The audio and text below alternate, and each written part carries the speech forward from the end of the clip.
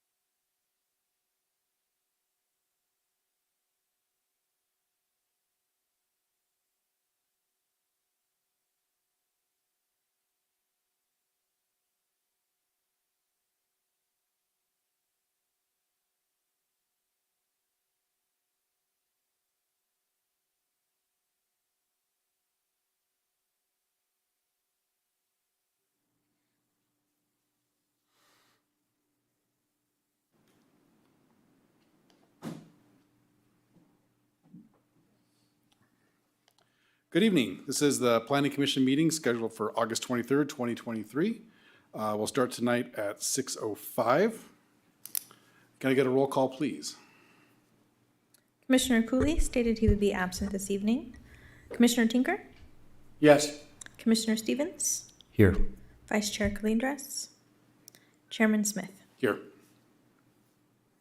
All right, we'll go through. We're going for the Pledge of Allegiance.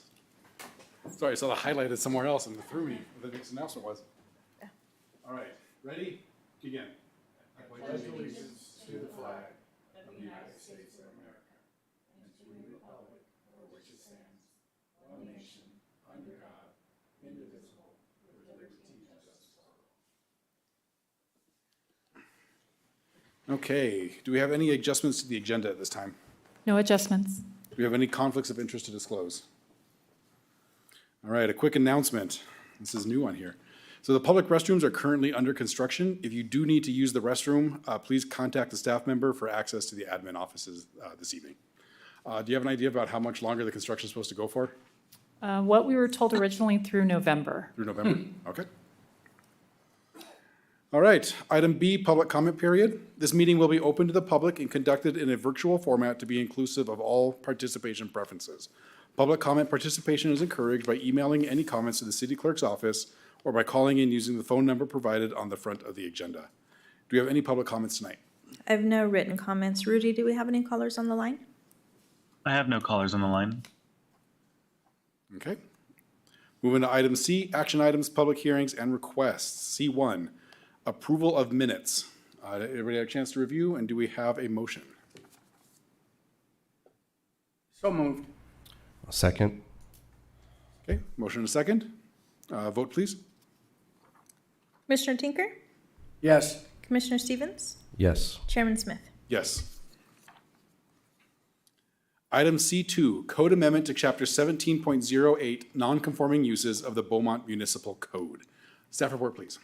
Good evening, Chairman and Commissioners. Carol Kendrick, Planning Staff, presenting this item. This item was advertised in the Press Enterprise on August 11th, and staff has received no comments to date. We are proposing modifications to this section of the code based on several issues that staff's been having in certain sections, and we wanted to kind of tighten that up a little bit, and then also provide opportunities for the city to, see the downtown vision go forward, and also the 2040 general plan. Some of the modifications that we're asking for is adding legal before the words non-conforming in section 17.08.030 A, B, and C. And I see on B, I failed to add that, so I will correct that for city council. And then also in section 17.08.040, which is the loss of non-conforming status.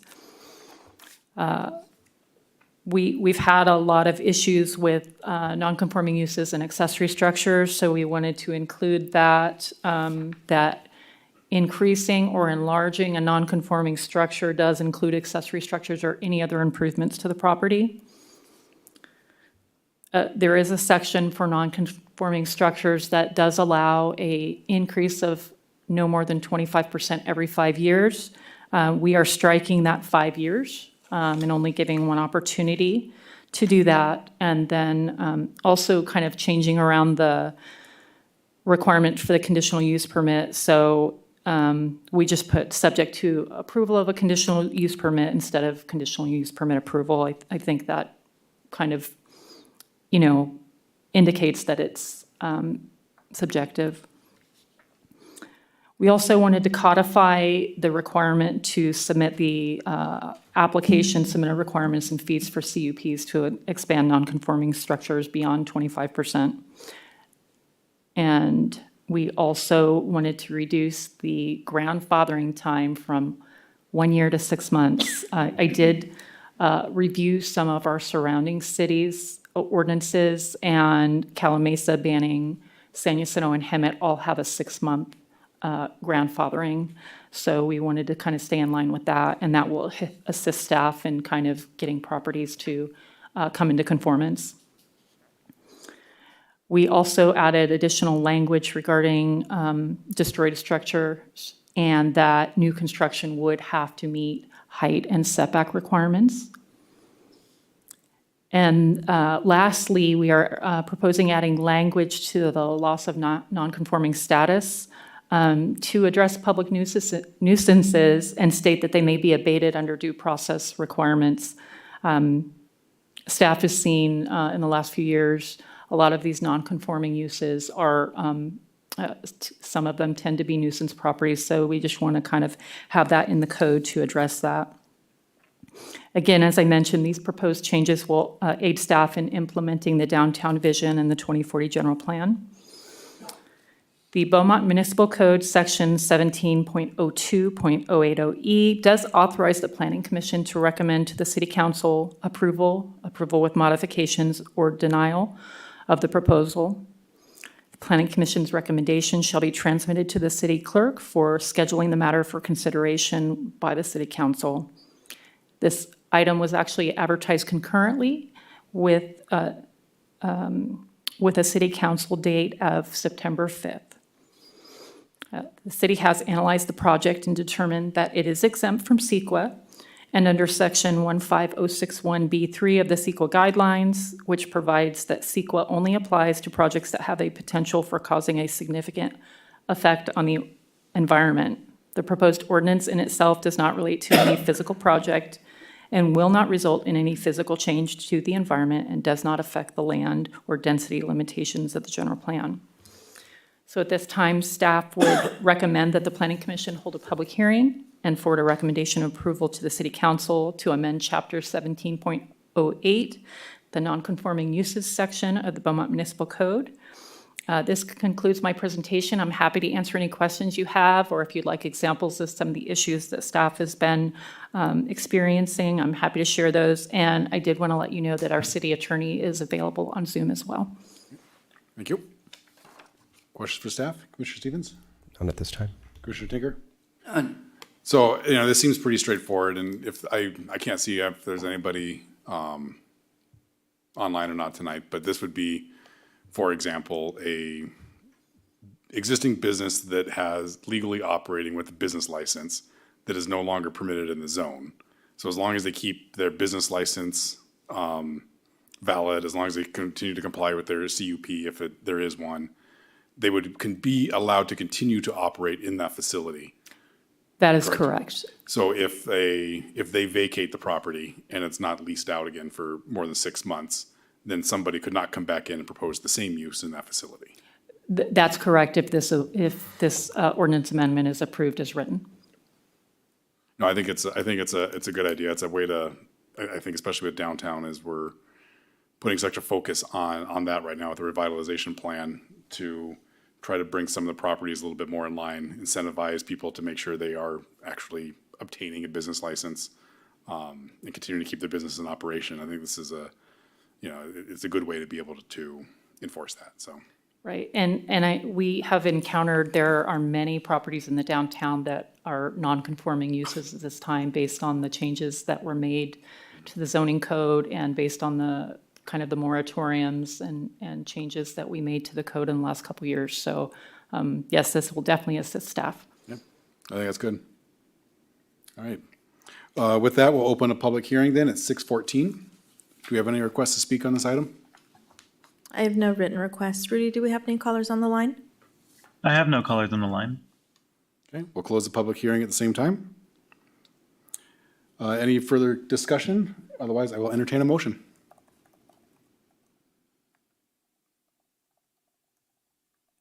I'm getting there.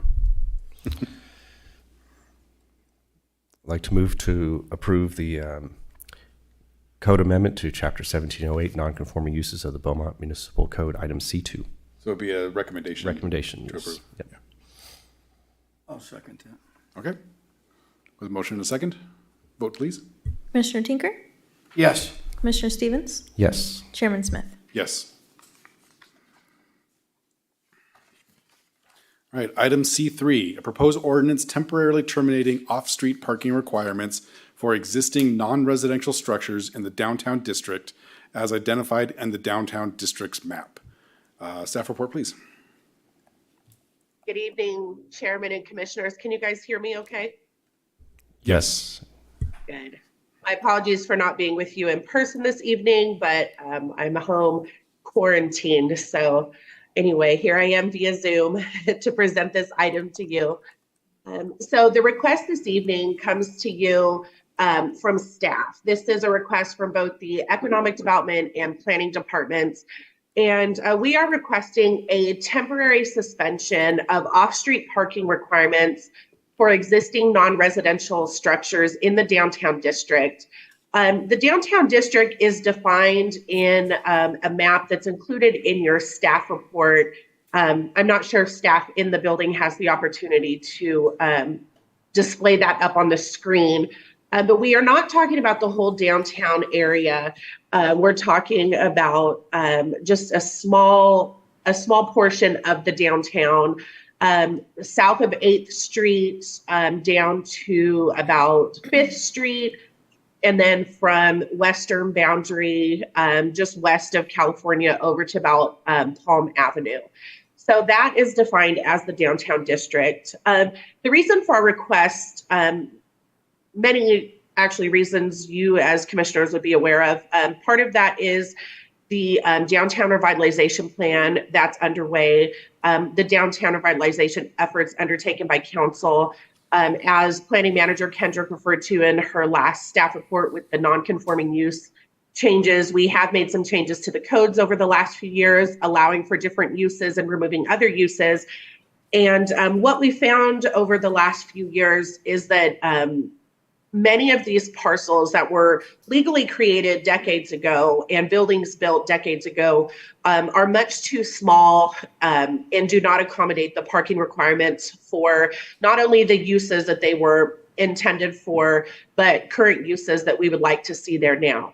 So along with the downtown revitalization plan, staff is getting ready to re-release the zoning code update.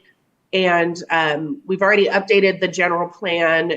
We've got the economic development strategic plan that's getting ready to be updated this year. And we had the parking master plan done a couple years back as well. And so all of these documents are working together and what we're finding is we have plenty of parking available in downtown, just not on the lots. And the way that our code is written, it requires that parking be provided on site for the particular uses in a ratio that's established in the code.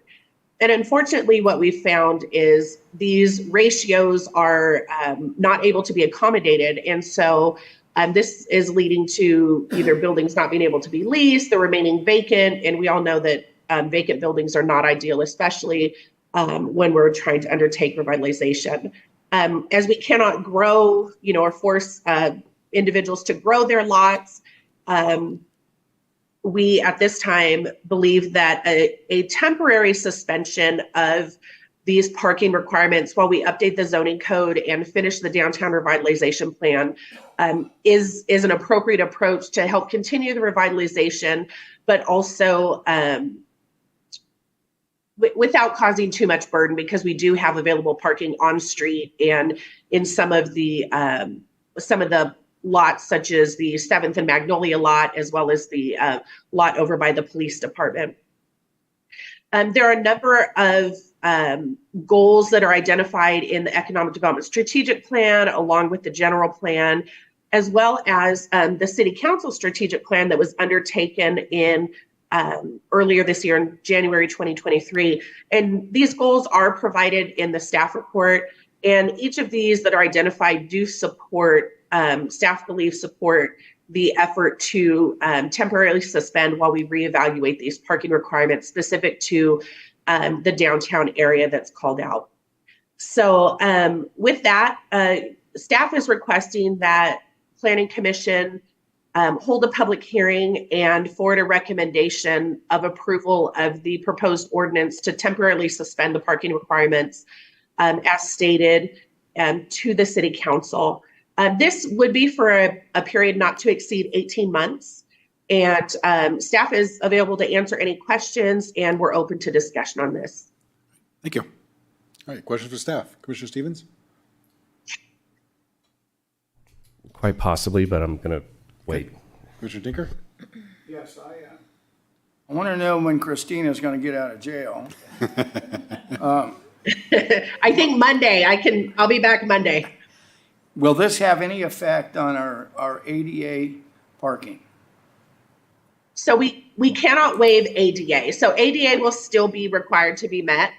But that does this would allow for the existing businesses or proposed businesses with the existing structures to utilize what they have available to meet those ADA requirements, instead of having to meet both ADA and the the number of parking stalls that are required by the municipal code.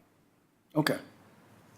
And given the size of a lot of these lots and buildings, I would imagine that most of them are going to require one, maybe two ADA parking stalls, so. Yeah. So this is going to allow more parking on the street? Is that, Well, I think Or is- parking's already allowed on the street. the street. It just doesn't require, so if a business goes in and they say, oh, you need 6 off-street parking. Well, I mean, that could take up the entire lot and there's no but business to operate. So Right.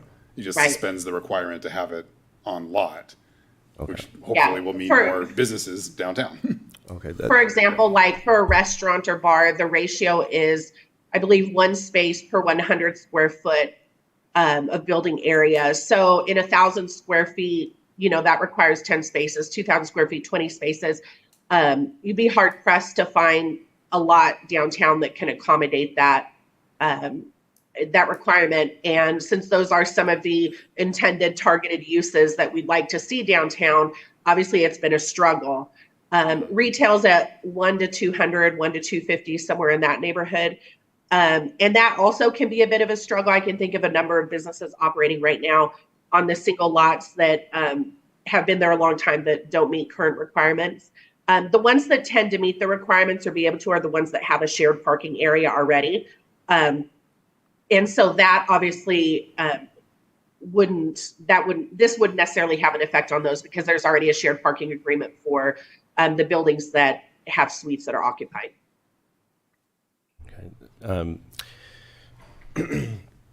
Pardon me. The one thing that just came to mind was just pedestrian safety. Like I was thinking about like Popeyes, for example, down in that area, and sometimes you have to park across the street, and of course, to get to the nearest crosswalk, some people may want to walk unsafely. And so just in that general area and, where we're talking about in the downtown district, striping and marking those crosswalks and making sure the streets are maintained so that pedestrian access is duly noted for safety. And the other thing was 18 months, is that enough time? Where are we at with everything else? And is that going to come back to us in 18 months to do this again? No, I believe 18 months is plenty of time. The downtown revitalization plan will be completed at the end of the year. I anticipate sometime in December, it would be to Planning Commission and then on to Council. The zoning code update we've released once, and we actually pulled it back because there were a number of, actually we only received 1 respondent, and a number of firms back in the spring were still completing projects such as housing element updates and things like that, and did not have a lot of capacity. Since then, we've heard from a number of firms when we reached out to find out, why they didn't propose, that a lot of work is completed, and we're anticipating when we release that RFP again at the end of next week, that there will be a greater number of respondents and we'll be able to kick off the zoning code update. I believe we'll be done with that in 18 months. So I don't anticipate that we would be back to commission requesting an extension on this. And the downtown revitalization, I know it's more economic development driven. The roadway sections they're recommending, is there a pedestrian kind of safety component to that? I believe they indicated that on the last call. Yes, yeah, there is a pedestrian safety component. You'll get to see that again when it comes back to you late fall, early winter. But that will be included. We've seen the action plan come through at the staff level and have provided comments. And there is some comment in there that speaks to shared parking, on-street parking, pedestrian mobility, and that type of thing. So we believe at this point we're on the right track with what we're requesting here and what you will continue to see before you over the next short-term period as well as the longer term. Well, I look forward to a hopefully narrower Beaumont Avenue with some angled parking on there. that maybe some of these business owners would be willing to reinvest in their property and move their buildings forward and capture some more retail space, so. Okay, all right. So do we have any requests to speak on this item? I have no written comments. Rudy, do we have any callers on the line? I have no callers on the line. All right, any further discussion, or I will entertain a motion?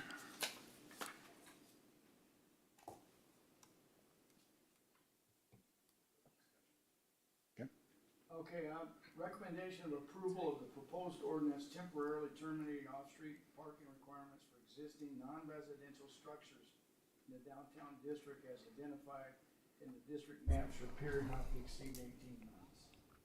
I'll second. Motion a second, vote please. Commissioner Tinker? Yes. Commissioner Stevens? Yes. Chairman Smith? Yes. Thank you. All right, thank you. Item C4, conditional use permit CUP 2023-0073 for Enlightened Dogs Training Center located at 522 California Avenue, APNs 418-091-007 and 022. Staff report, please. Good evening, Chairman and Commissioners. Carol Kendrick, Planning Staff, presenting this item. On June 30th of 2023, staff did receive an application for a conditional use permit for dog training, daycare, and a boarding facility. A public notice was placed in the press enterprise, and property owners that within 100 feet were notified of the public hearing. Staff has not received any comments from the public regarding the proposal. So a little bit of background on this. The municipal code did not previously address the proposed use. The applicant went through the process of obtaining a determination of use as defined in section 17.02.020 that gives the deputy city manager the authority to make a determination that a use is similar to another use in the code. The deputy city manager did present this proposal to the city council on June 20th of 2023. And I included that staff report in your package as attachment H. The city council concurred with the recommendation that requires a conditional use permit for the proposed use in the downtown mixed-use zone and some other zones. The subject property is zoned downtown mixed use and has the same general plan land use designation. All of the surrounding properties have the same zoning and general plan land use. The site is fully developed and previously contained T&M mufflers and tires that included parking areas to the east and west of the building. The applicant is proposing to utilize the 6,700 square foot building to include an office, a check-in room, break room, classroom, training room, kennel room, and 3 bathrooms. The applicant is also proposing to construct 2 outdoor play yards for the dogs that are located in the front and the rear of the building and will comprise of commercial fencing, a base of cement and artificial turf, and a fabric shade canopy to provide shade for the dogs. The daycare operation can serve between 10 to 15 dogs. Training is limited to 3 one-hour classes a day with a maximum of 8 dogs. One-on-one training is done by appointment only on Saturdays, and boarding is limited to a maximum of 30 dogs. Staff is requesting to add a condition to reflect the maximums, which the language would be the 3rd paragraph on the 3rd page of the staff report, so I am proposing that we add that as condition 19. The use proposes to operate dog daycare and dog training from 8:30 to 5:30, Monday through Fridays, training on Saturday between 8:30 and 2:30, and dog boarding 7 days a week with drop-off times from 8:30 to 10:30 and pickup times from 3:30 to 5:30, Monday through Friday. The facility will be closed to the public on Sundays. During staff review and a site visit, staff determined that the lot contains 2 legal parcels, and we have conditioned the project to process a parcel merger. We've added this condition to be the responsibility of the property owner and not the applicant. Those are conditions 23 and 24, which would move to 24 and 25 with my proposed recommendation. It does require that a parcel merger is submitted to the city prior to the issuance of a certificate of occupancy, and that the property owner provide us with recorded documentation within 1 year of the certificate of occupancy so that we can kind of tie that up. Another thing that we noticed when we did a site visit is the landscaping was in poor condition. So we did add conditions 19 and 20, which will respectively be 20 and 21, that both on and off-site landscaping will need to be refreshed within 90 days of the issuance of the certificate of occupancy. This project is exempt from CEQA as it qualifies for a Class 1 existing facilities categorical exemption.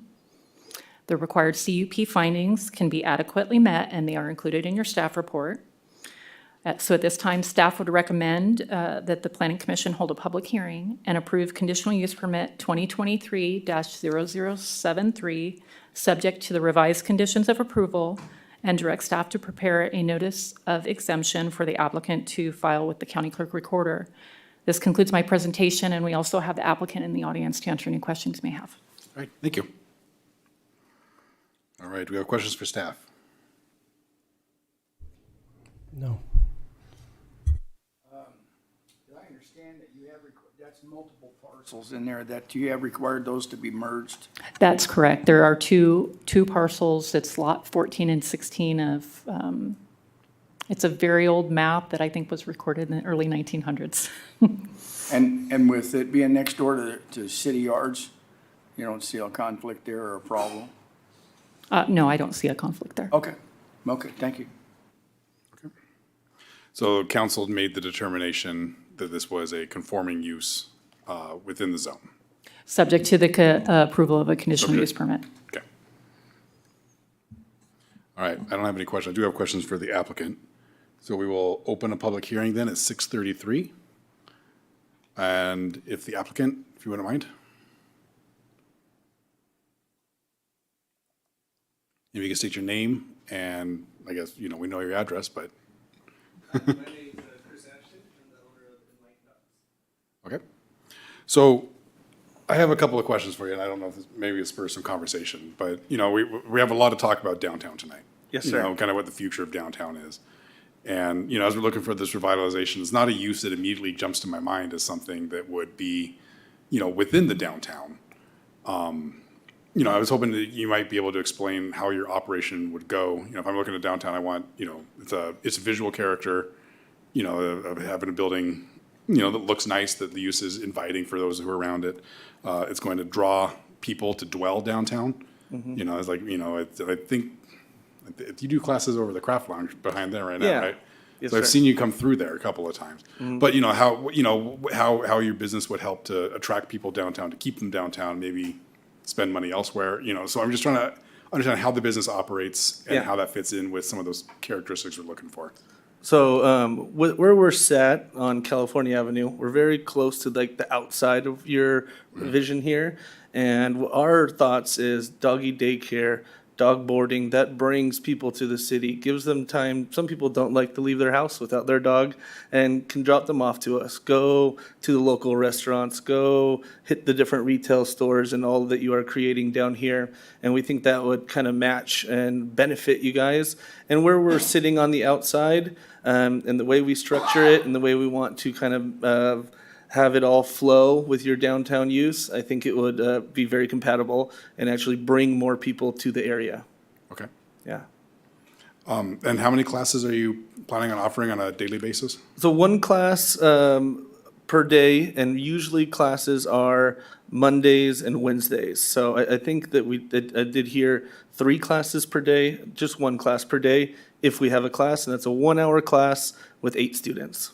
So I think it was on there, we would allow up to 3 classes a day. Is Yeah, that maybe correct? that was up to 3 classes per day. And rarely that would happen, but it would be good to have on there if maybe we had a morning class and an evening class. And then we also do indoor classes where people don't bring their dog, and we teach pet CPR and first aid. We teach dog safety. We host a variety of different classes for dog and kid safety for the public, just to learn and educate themselves on their dog as well. So as far as kind of the visual character for downtown, you know, what are you what's being considered right now for project fencing for building itself? Commercial vinyl fencing, and then revamping the landlord, who is also on our Zoom right now, if you have any questions for him, he already put a proposal into, I believe stucco, and redo the whole building, kind of matching the buildings right next to it. Okay, Yeah. so it'll be a fresh outside to the Fresh structure. outside, yeah. And commercial grade vinyl fencing Yes, sir. around the property. Yep.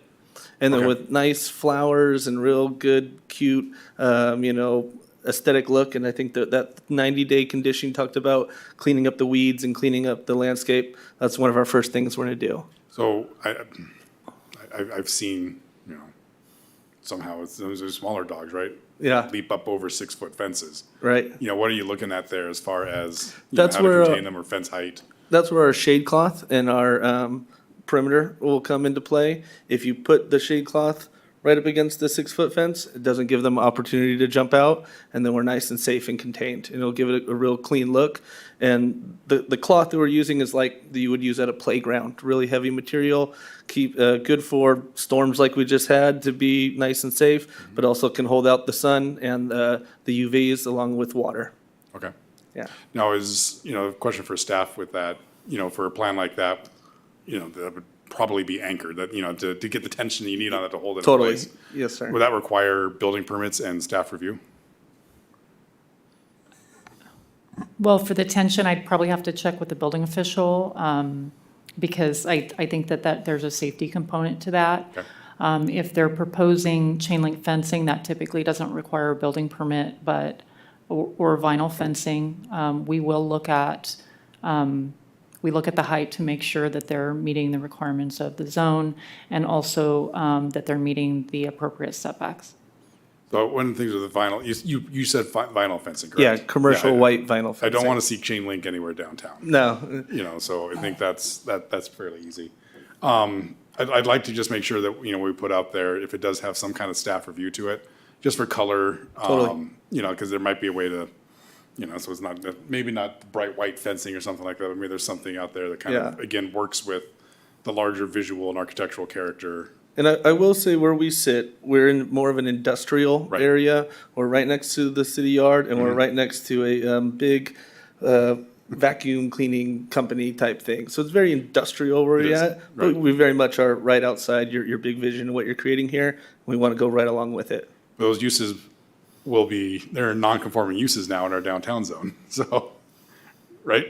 Well, I'd have to double check on that. but that could be possible. Okay. Any other questions for the applicant? Sure. This popped into my head, so I don't know where it's going to go. But as far as an evacuation center for pets, for wildfires or any other pet emergency, for small to medium to large, does that even go? Do you even think about those things in operating a business like this and serving the community in that way of opening up for those types of emergencies? Totally. I was a ranger for Redlands for 8 years, worked with animal control. I actually got to serve in Hurricane Katrina and also got to serve in Hurricane Harvey. And that's very much part of our master plan. And if something like an emergency were to happen like the other day and the community needs us to put some kennels and house a couple of dogs for them, we are all open to that. And, we're all about helping our community in any way needed. Luckily, we were very safe this last, couple days. But that's definitely something we're open to and something we'd be willing to do. Thank you. I don't know where that was going to go, but No, that was a Wanted to good ask, question. yeah. I like it. Questions for the applicant? No, but I like chain link fence. Oh, no chain link fence. No, I agree with you right now. Yeah. Okay. Thank you. Thank you, sir. Do we have any other requests to speak on this item? Rudy, do we have any callers on the line? I have no callers on the line. No other speakers. So for staff, unfortunately, there have been other operations where it seems like it's just dogs stacked on dogs, stacked on dogs, stacked on dogs. Does code have an ability to inspect to make sure that the number of dogs that are there are within the limits that were approved tonight? Well, with the addition of new condition number 19, that would have the maximum limit for the dogs. And I believe code would need authorization to go inside the structure. But again, if they're in violation of their conditional use permit, we can Okay. follow up on that. Also, based on the applicant's last comment, with the addition of the new condition number 19, do we want to add any language that says, in case of a, natural disaster or, emergency event, that they could exceed that maximum? That one's tricky, because I know. when do you state that what the disaster is? Does it have to be Yeah. declared by a local municipality, or if Hemet declares a disaster, does that cover up here? It's real sticky, I think, as to what that is. Like, I understand the desire to want to help out the community for sure. Just, if it's a locally declared disaster. Thank you. If it's a locally declared disaster, then that's all it takes. But what goes on in other communities has no effect on this community. So if it's Beaumont declares, yes, that makes sense to me. Yeah. But if there's a fire in Cherry Valley, Riverside County declares a disaster, does that open up for the entire county, or is it only for residents? The boundaries that they set. Okay. I mean, you're the fire marshal, you're the ex-fire marshal and fire chief, so. I think if you just stay with, Microphone. okay, if you just stay with a locally declared emergency or disaster, that's gonna probably handle it all right there. Because we can grow this thing and grow it and grow it and grow it. What if? But it's just like the last storms we just had. We didn't have a locally declared. We did not. No, we did not. I think the applicant's idea is and he's gonna have enough clients, they're gonna call and say, hey, I wanna put my dog down there, or my cat, or whatever it is. I think that's where we need to rely on. We've had several locations in the city over the years where they can take their animals, and I don't think we've ever had a real problem. Should we consider, if it is a locally declared disaster, should we consider a time after the disaster is over, they would have to revert back? Is 5 days enough? We're gonna nitpick this to death. Well, no, but I mean, that's, and while this applicant may fully intend on, progressing with the rules and moving forward, if the applicant does sell the business, maybe someone who's, not as forthcoming. Well, the problem is once you have a locally declared emergency or disaster, there's a time frame on it. Mm-hmm. It's just not as, this is not the state of California, this is not ever ending. Right. So just when it begins and it ends. Okay. For the duration of the disaster declaration. Seems reasonable. Good discussion on that. And, just for, again, for staff, as it says, these projects come downtown, I know that it wasn't a condition, I'm not sure there's a policy yet, but it probably would be a good idea for landscape plans, fencing plans, all these things to come back for at least an administrative review. Right. I have crafted some language. Prior to the installation of any fencing, the applicant shall provide a site plan and details to the planning staff for review and approval, and we could add in landscaping as well. Okay. Yeah. Yeah, just as we're pulling everybody into, compliance and trying to create what we're trying to create. Okay, any other discussion items?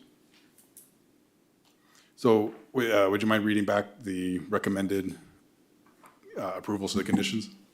Sorry. Or, I'm sorry, the Could we- recommended additions to the code. Could we close the public hearing before I Oh, yes, forget? of course. Yeah, we will close the public hearing at 6:45. Thank you. Okay. Apologies. Okay. New condition number 19 shall read, the dog care component of the operation will serve a maximum of 10 to 15 dogs.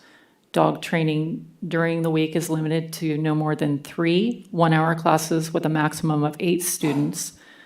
One-on-one training on Saturdays is by appointment only, and dog boarding is limited to a maximum of 30 dogs. except in the event of a locally declared emergency or disaster. And then the new condition is prior to the installation of any fencing and landscaping, the applicant shall provide a site plan and details for the planning department, to the planning department for review and approval. Okay. All right, if we don't have any further discussion, I'll entertain a motion. I'll move to approve the CUP and the additional, with the additional recommendations. Yeah, what he said, I second. All right, vote please. Commissioner Tinker? Yes. Commissioner Stevens? Yes. Chairman Smith? Yes. So I will add as a footnote that being that this is, as you indicated, in the more industrial area, I think that's what they were discussing as kind of a manufacturing maker type space in the downtown plan. That is a more appropriate location. I wouldn't necessarily think this would be a good use at Beaumont and Sixth. As if other people are considering as, it's going to be context sensitive, I think, as to what we may approve and where, just given that. So I just add that as a footnote. That is noted. Thank you. If I may though, Mr. Chairman, we don't need to get carried away, I don't think, worrying about, this is in an industrial area. Yes. And what he's gonna do is not necessarily gonna draw other retail businesses in. Because There are there's, customers in. well, to a point, but you have, several vacant buildings around there, plus one on the corner of California and Sixth. That I don't want them to, us hold their feet to the fire when we may be several years before retail customers come in and start utilizing the area. Why Just my not? opinion. I know I've seen a lot of people that have used the services and stop for beer afterwards, so, Yes. They're there tonight, actually. yeah. Okay, all right, thank you. Moving on to item C5, code amendment to several sections within chapter 17 of the Beaumont Municipal Code to establish objective design standards. Staff report, please. Thank you, Chairman and Commissioners. Carol Kendrick, Planning Staff again. This is the presentation of the public hearing draft of the objective design standards. So just to give you a little bit of history, in the fall of 2021, the preparation of the draft of the objective design standards began during the time of the preparation of the sixth cycle housing element.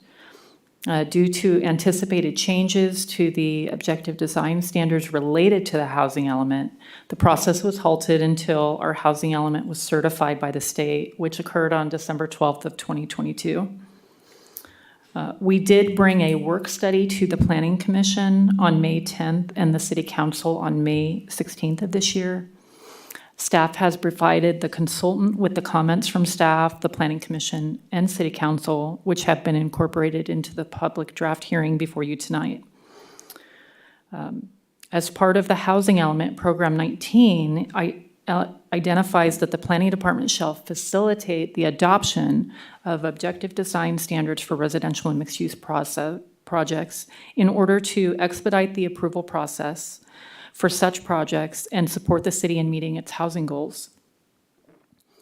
The public hearing draft of the objective design standards utilized existing development, specific plans, images, and observations of existing conditions and built environment, the WRCOG draft objective design standards toolkit, and best practices. The changes that are proposed are in the residential single-family, residential traditional neighborhood, downtown mixed use, the 6th Street mixed use, and the 6th Street mixed use residential zone. There are recommended standards that include facade articulation, compatibility with accent buildings, entries, materials and parking design and access. No changes are proposed to the basic development standards, including density, setbacks, height, lot coverage, parking ratios, et cetera, or include standards for architectural style, window placement or design, privacy, roof design, and building colors. The public hearing draft complies with requirements in applicable law, including SB 35 and SB 330. This proposed ordinance amendment is scheduled to be presented to City Council on it was scheduled for September 5th. We are actually going to recommend a continuance with no discussion to the September 19th meeting. That is all pending a recommendation from the Planning Commission.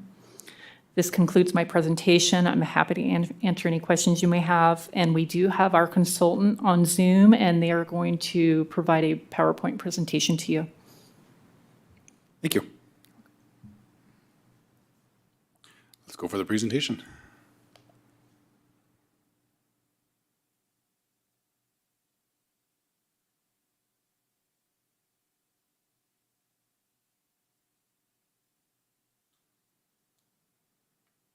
All right.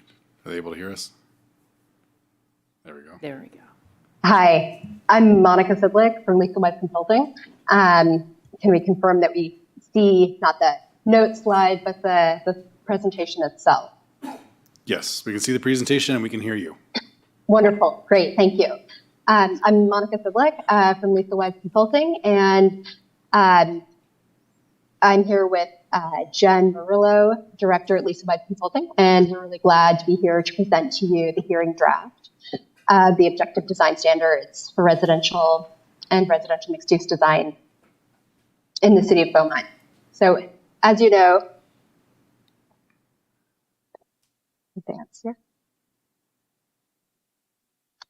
as you know, this part of our work with the city, the preparation of the objective design standards, is part of the broader implementation efforts that follow the preparation of the housing element. So that is to say, the implementation of Housing Element Program 19. So tonight we'll very briefly review what we're doing on this particular project and what it means for the code, and then we'll review the standards themselves. I should also mention that tonight we'll be focusing on the changes between the last time we reviewed these standards and the draft that's in your packet tonight. So starting with the larger picture here, the housing element itself acknowledges the many pieces of recent state legislation related to housing and the control that local jurisdictions can have on the review and approval of residential projects.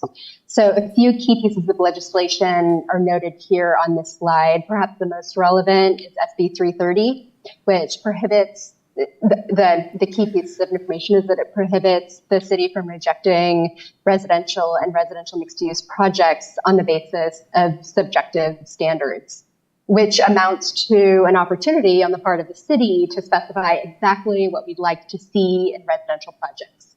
So effectively, what would we like to and what would we expect to come out of design review that won't happen, so that the same quality can be achieved in a ministerial manner. So we do this by defining a set of what we call objective design standards.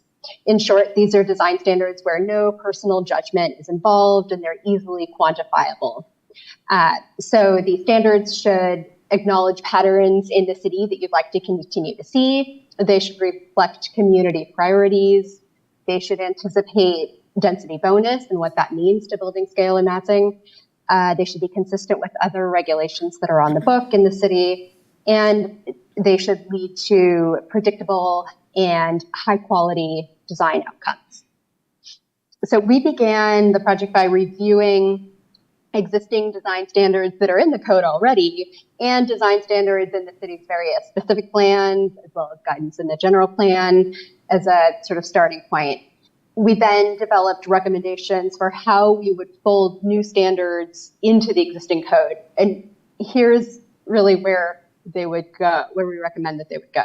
So as you know, your zoning code has a lot of cross-references. A lot of sections are written such that they reference sections in other parts of the code. And this is good practice. It avoids repetition, and it makes a slimmer code, which is nice. So we followed suit, essentially, by following that convention. So that's why the standards that we've recommended be inserted in one part of the code do apply to similar uses in other zones.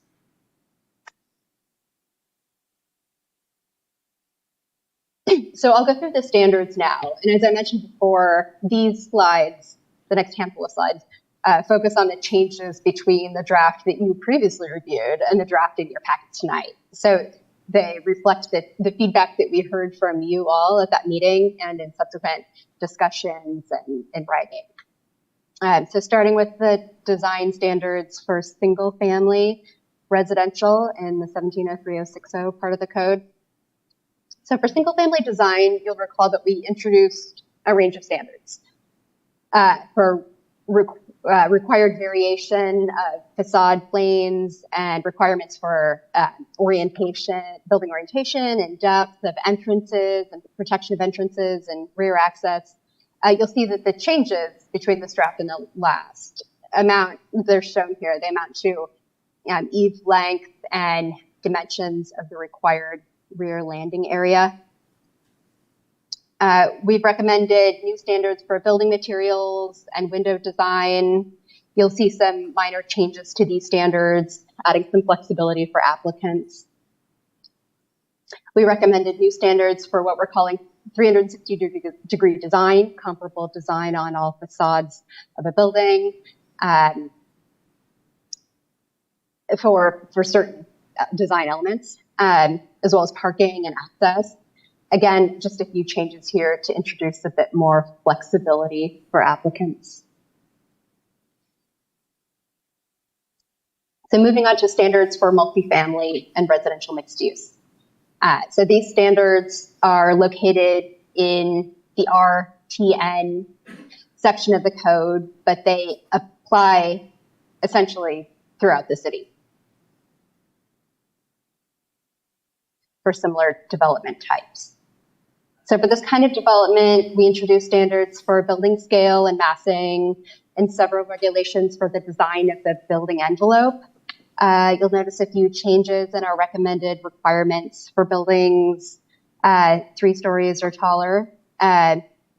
We simplified and made more objective these particular standards by breaking it down to 2 or more specific design measures. We also recommended design standards for roof lines of multifamily development. And sort of similar to the standards for single family, we made this a bit clearer, also a little bit more flexible. Also similar changes to the palette of allowed building materials and prohibited building materials. So in response to comments, we added 2 allowed frontage types for buildings. So the sort of palette of frontage types ensure that buildings incorporate a permeable facade that ensures pedestrian interest and comfort. So we added 2 allowed frontage types, the arcade and the gallery frontages, which we understood are appropriate to the city and desired by the community. We introduced standards for 360-degree design and additions and remodels, and the design of usable open space and pedestrian access and circulation and parking access and design and bicycle parking. Based on the comments we received on all of those topics, we increased the required width of walkways from 6 to 8 feet. We increased the minimum parking garage size, and we clarified the requirement for screening of visible structured parking. So moving on to the standards that are specific to the downtown mixed-use district, note that these really only apply to non-residential development. That's because the standards that we just reviewed that sort of live in the RTN code section apply to all multifamily and residential mixed-use development. So we introduced standards for a range of design elements here to non-residential buildings. Here we have similar standards relating to buildings over 2 stories, a few modifications there, a couple more modifications related to a required degree of transparency for storefronts and blank walls, separation between residential and non-residential entrances, and also curb cuts per street frontage. Generally speaking, the changes between these standards and the last, we eased up a bit, added a little flexibility, some exceptions. So a few more amendments to existing sections, code sections, where we're not changing the base development standards, but reorganizing items just a bit in order to fit in the new content and make sure that the new standards that should apply to all the cross-referenced sections should really apply, and the ones that are specific to zone are pulled out and don't apply to all the rest. So that can sort of be shown in a table here. So we took existing standards about setbacks and thought about what can we add to these existing standards to make sure that the design is going to be supported by the community. So it amounted to requiring all areas that are not used for access to be landscaped. So in that sense, we're not reducing sort of buildability. The setbacks are the same, but it's treating that setback area. And that's our overview of the code amendments that are in your packet tonight. And I will turn the presentation back over to Carol. All right. Thank you for the presentation. All right. Any further comments from? No further comments. I'm happy to answer any questions. Okay. Questions for staff? Are these going to be useful for staff? Are the staff pleased with what the outcome on this is, as being able to enforce it within the community and with the plans? Yes, they will be extremely helpful to staff. We currently don't have any design standards in our municipal code. So it can be a challenge in working with experienced developers and trying to ask for additional gingerbreading or facade enhancements. So this will certainly assist us. It'll also assist us in our review and also inspection of sites. All of the planning staff reviewed the draft when it originally came in, and we made several suggestions based on what we're experienced when we're reviewing applications and what the assistant planners have been experiencing out in the field. Okay. And you're satisfied that with the comments that we had, with the comments the staff had, that they've been appropriately incorporated in there? Yes, I do.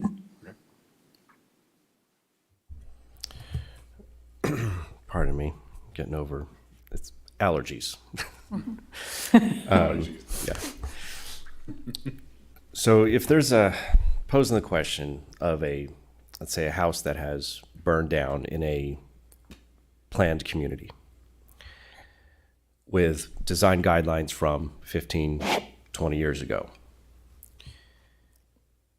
When that property owner decides to rebuild, they're going to have to conform to these new standards.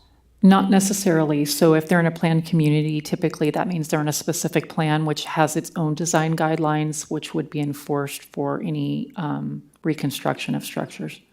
Got it. That answers the question. Thank you. You're welcome.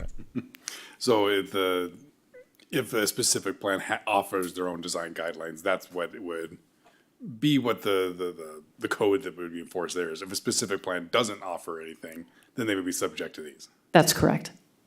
Okay. And most of our SPs at this point are pretty close to built out, so. Yes. Okay, any other questions for staff? All right, we will open the public hearing then at 7:05. Do we have any requests to speak on this item? I have no written comments. Rudy, do we have any callers on the line? I have no callers on the line. Okay, we'll close the public hearing then at the same time. Any further discussion amongst the commission? Otherwise, I will entertain a motion. I can get back to that page. There we go.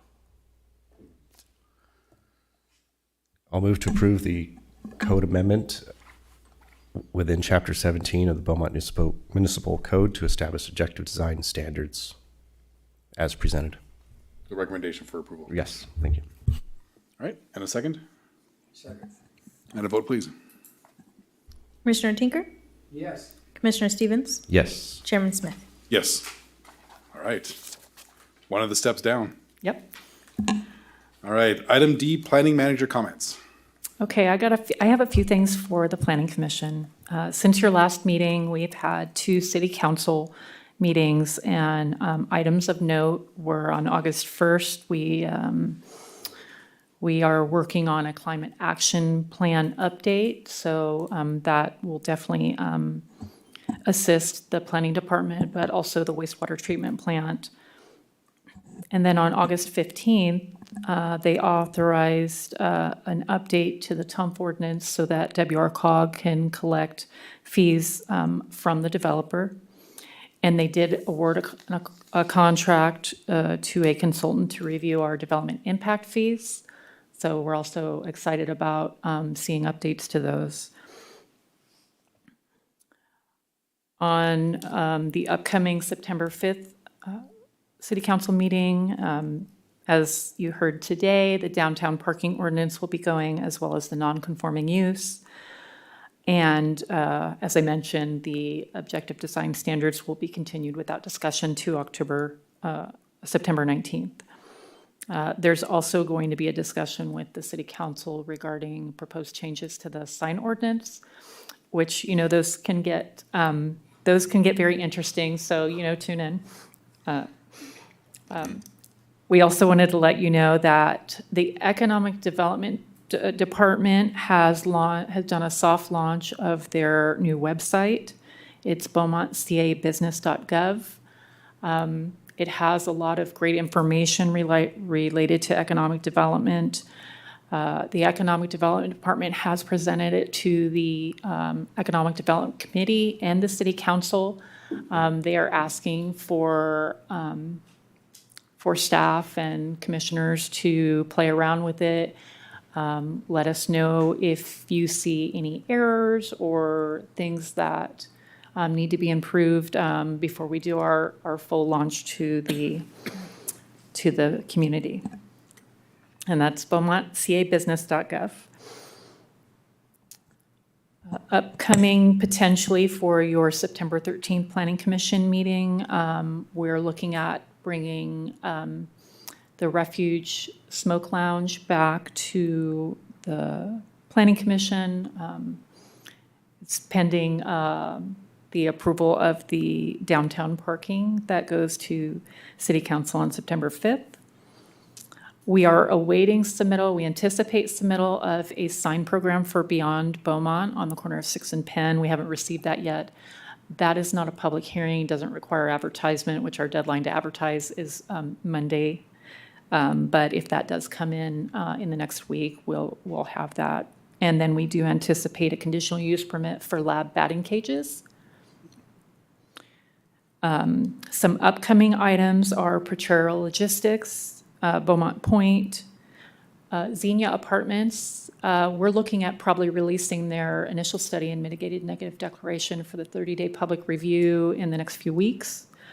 And Orchard Logistics, which is the former Dowling Ranch, they're getting very close to releasing their environmental impact report for a 45-day public review. So once those review periods conclude, we will be getting those scheduled for public hearing with the Planning Commission. And then both of those projects will move on to City Council. Xenia has a parcel map which requires council approval, so that's what's going to trigger that. And I just wanted to let you know, we did receive a new submittal last week for an industrial project on the Hall property. I don't know if you're familiar with that, but that's a small sliver of county property in between the new second Amazon and the Proterra Logistics project. So we received a pre-zone, a plot plan for the industrial project, a annexation, and the plan of services. So that that's something that staff will be working on. I also have printed out to pass out to the commissioners is we have Christina used to do this in the past as a project status report, so we're definitely going back to this and updating this regularly. It is provided to City Council, but it kind of lets you know all the major projects that staff's working on and where they're at in the process, so you can kind of have an idea of things that might be coming to you. We have added some of the pre-apps on there, and then we drop off some of the completed after a few months. But this is not a full list of everything that planning works on, but it's kind of our major projects. And then I wanted to let you know that for your next meeting, staff reports are gonna look a little bit different. I'm gonna require that we have site photos as an attachment so that it's clear to the commission the condition of the site. And then I'll be preparing a site visit checklist for whatever planner is working on the project that goes through several items like, are there overhead power lines or utilities on the property? You know, does it have a curb? Is it a rolled curb? Is it a standard curb? Do they have a monolithic sidewalk or a parkway? Or is it meandering or nothing? So I'm going to be developing a checklist so that way we have more information. So when we create our staff reports, it's just going to be helpful. And then again, having the planners go out to the site and look for these items and take pictures, I think is going to be beneficial to staff and the Planning Commission to make decisions. And that's all I have for our next meeting. I think we'll have an update. We'll be going to an environmental justice conference the afternoon of the next Planning Commission meeting. So we'll have an update on that. And then after our next meeting, the planners and I will be going to the California American Planning Association conference in Fresno. So at your meeting after September 13th, we'll have updates on that. And that's pretty exciting because that's all related to California planning issues and items. So that concludes my update. All right, thank you. Chairman Smith, can I make one announcement? Please do. I know it's hard to believe there's anything that wasn't covered after that very comprehensive report. Outstanding job as always. I just wanted to announce for commission and for the public that staff will be having, actually the city will be hosting the 4th Gov in the Park this Saturday, and it will be at Fallen Heroes Park from 9 to 11 a.m. And this is an opportunity for anyone in the public to come out to the park and visit with staff from each of the departments in the city. We've been making an effort over the last few months, understanding that not everybody can get to City Hall when we're open. So we've been trying to, once a month on the weekends, go out to different places within the community and be available to anybody who may need to talk to staff about any number of issues. So there are members from every department that'll be out there, along with community services who has tons of games for kids and adults out there. They usually have some sort of goodies like donuts and stuff for anyone to enjoy while they're out there talking.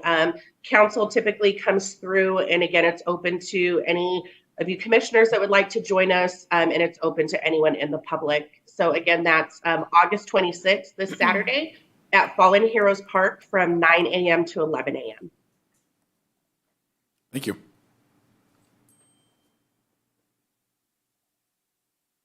All right. So just a real quick calendaring.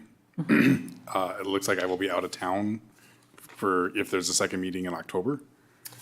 And then if there is a second meeting in November, December, those fall right by the holidays. So, while you're working with people, we just might want to let them know that we'll just need to stay calendared for first meeting at this point. Okay, I think I already had you noted down for the October, but maybe we'll look at the next meeting and the proximity to future dates near holidays and talk about maybe canceling those in advance.